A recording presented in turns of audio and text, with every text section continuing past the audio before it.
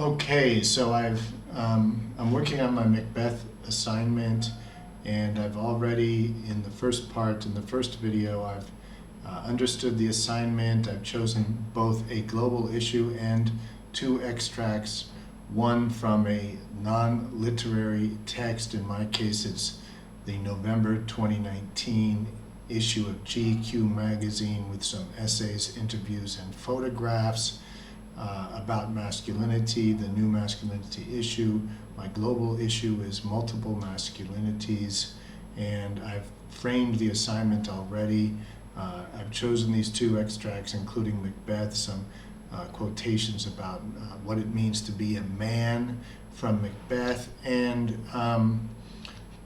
I've written a quick little summary of what I'm doing here. I've got an argument, which is that unsettled power struggles are what's really being talked about when we have debates about masculinity, that the main issue is power. So I've framed the essay. I have an idea about what I'm going to write. I know I've got this introduction that I've half written. I know my theme or my global issue is these multiple masculinities, and I have an argument that I'm going to try to establish by looking closely at these texts and these extracts. My argument is that debates about masculinity reveal deeper societal power struggles. I'm not quite happy with the way I've worded that, but as I write, the wording will become more precise. Now, I already have in my mind that I'm going to have a paragraph where I analyze the GQ magazine. I'm going to analyze the text. There's one phrase in there called shut up and listen. I'm going to then write a paragraph where I look at Macbeth's text where he says, he who dares do more is not a man. And I'm going to look at his definition of manhood and how it reveals a deeper power struggle about the king and who's going to become the king. Then I'm going to go and look at GQ paragraph 2, the cover photo that I think I've already showed with Pharrell Williams, where he's clearly androgynous, neither male nor female, kind of rejecting a traditional masculinity. Then I'm going to look at Macbeth paragraph 2. It's actually not I'm going to continue my analysis of Dares Do More. I'm going to look at some of Lady Macbeth's words there. And I might talk about the conflict between Macbeth and Lady Macbeth. Again, also the conflict of how the king is chosen. And then I might have, if I have enough room with the word count, I'll probably try to tie these two together and do one paragraph where I compare and contrast what we've already learned about both these texts.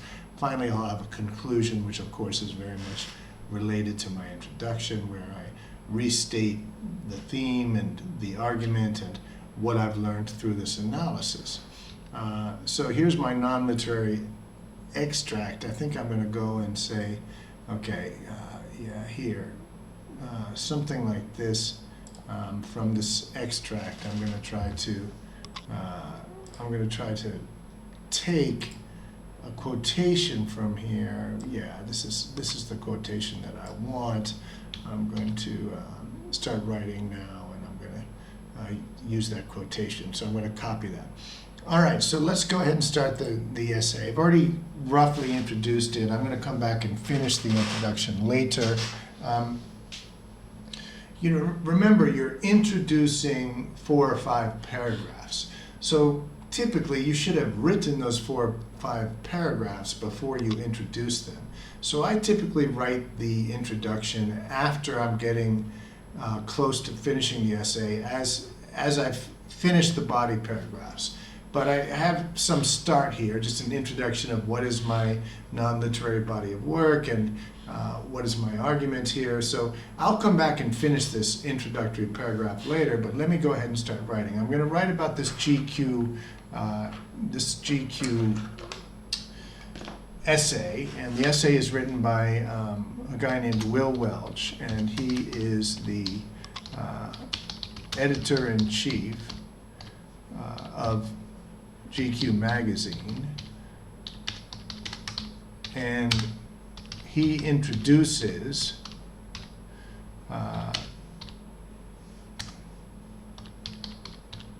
introduces the new masculinity issue,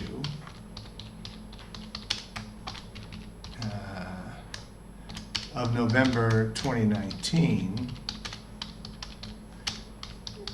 with a manifesto in which he writes, so a manifesto is like a bold political statement. So I'm using that word manifesto to suggest that he's writing about some deeper political problem than, what is masculinity. So in which he writes, now I'm going to put in that quotation. I'm going to try to do this as a block quote. Now, I'm so I think I'll keep it at the same size font. I'm going to change all this font size later, but then I'll probably do something like this and, just make it a block quote and make it italics or something like that. And then, I want to move this back now, okay. And did I, yeah. So now I want to get rid of the italics. So how do you make a so-called men's magazine in the thick of what has justifiably become the shut up and listen moment? Here, okay, Welch clearly indicates, okay, so this is, what is this? I want Arial. So I want Arial.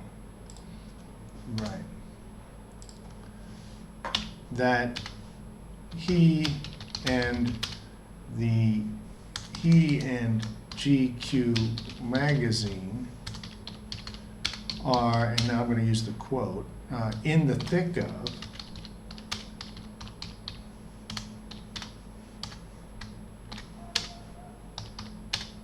a political power struggle where a movement of women and others are telling men to shut up and listen. Now look at the stylistic feature here. Notice that he uses shut up and listen as a proper noun. In other words, I'm going to write interestingly, and now listen to this word here. Welch chooses to write shut up and listen as a proper noun, suggesting that this women's movement is proper and established. Furthermore, he uses the word justifiably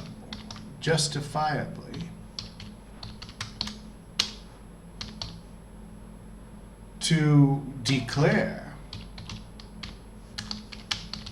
that his men's magazine, GQ, stands with the women's movement. Okay, that's a pretty bold statement there, because it's a men's magazine and they're standing with a women's movement. Okay, and all right, I want to also point out that ironically, now, and he is aware of the irony,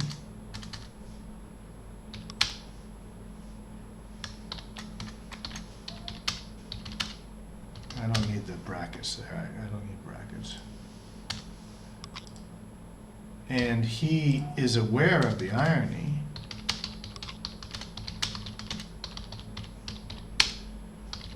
This gentleman is mansplaining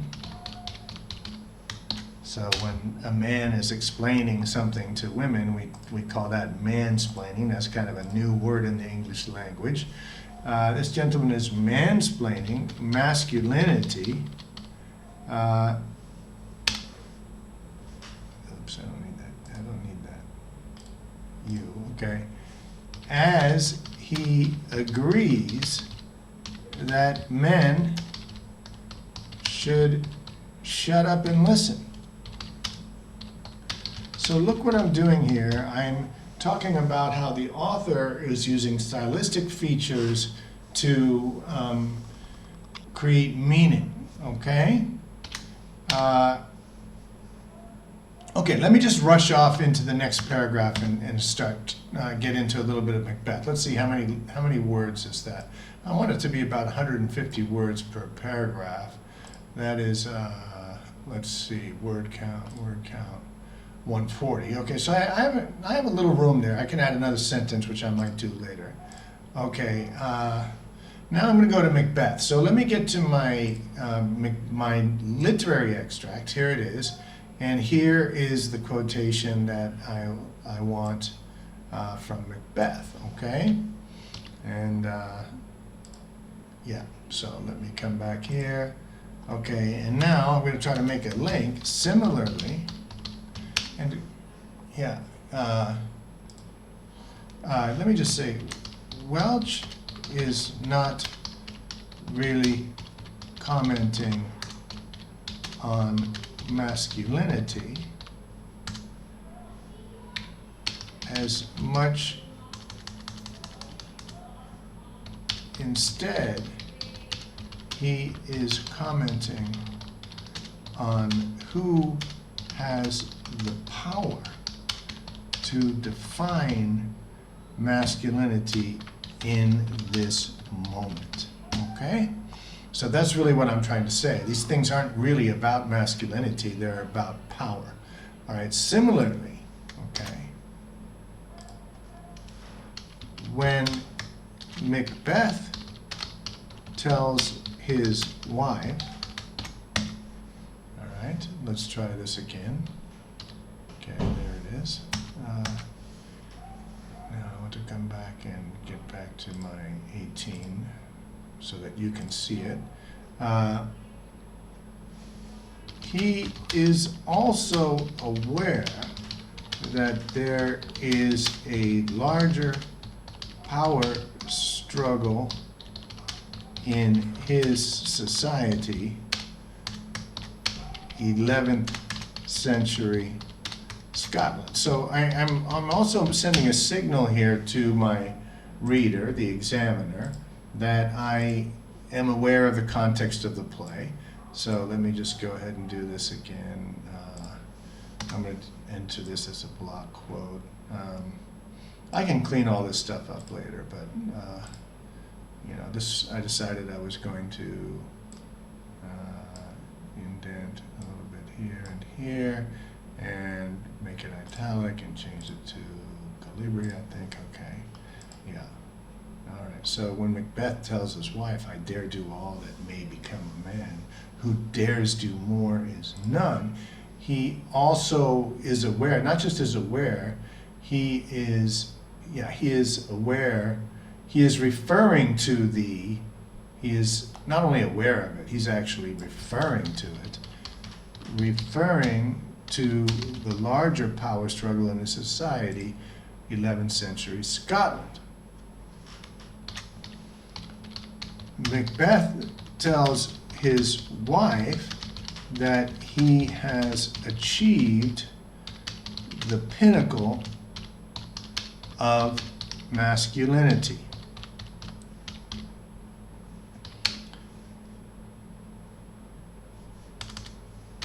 Because he has won 2 battles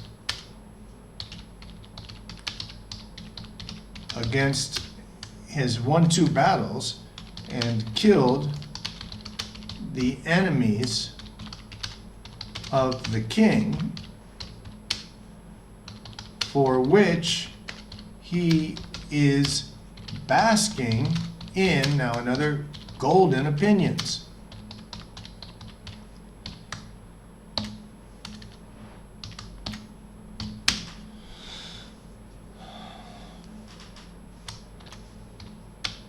if he were to do more,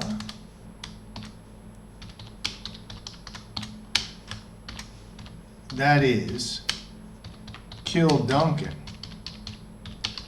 as Lady Macbeth suggests,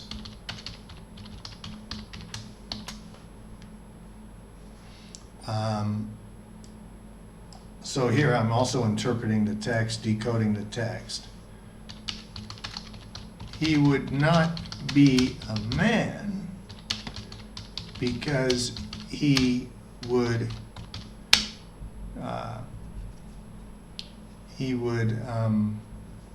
deny, refuse, what's the word I want? He would ignore, I need a better word there. He would ignore his manly duty, okay? He would repudiate. So here's what I'll do. You know, when I get stuck with a word, I'm sure you guys do this too. I just can, you know, Google the synonyms. I like Merriam-Webster, but you know, there's other dictionaries. There's synonym.com or thesaurus.com or whatever. Repudiate. What is he doing? He's disaffirming, disavowing. Yeah, these look pretty good actually. Contradict, deny, any word of those will work. What am I doing? What do I want? Do I want repudiate? Let's see, synonyms and antonyms. Yeah, decline, refuse, reject, spurn. I kind of like spurn. Spurn, no, that's not it. Repudiate, casting off or no, that's not it. Reject, refuse. Yeah, this is sort of right, but I'm not quite right here. He would renounce, give up, no, refuse a gift. Okay, I'm not quite sure, but you get the idea. It looks to me like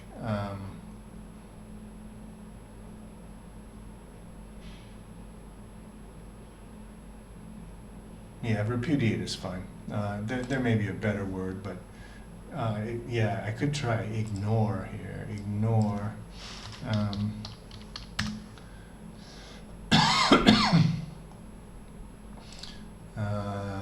Ignore, disregard, forget, neglect, overpass, slight. All those things are a little bit too mild. I want something stronger.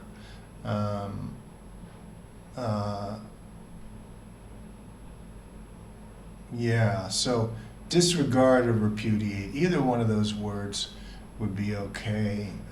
I'm going to go with repudiate for now. He would repudiate his manly duty. Okay, that sounds pretty good.